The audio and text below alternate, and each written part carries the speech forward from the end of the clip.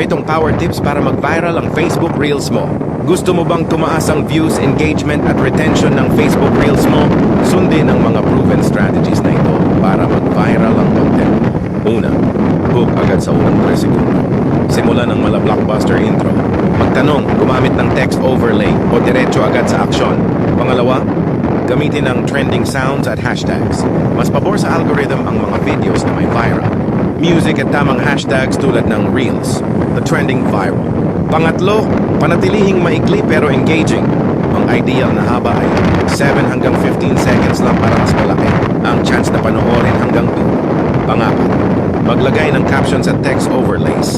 Maraming nanonood ng walang sound, kaya dagdagan ng text para mas maintindihan ang mensahe. Panglima, hikayatin ang interaction. Magtanong sa video o caption, halimbawa, ano sa tingin nyo? O agree ka ba? Para mas dumami ang comments.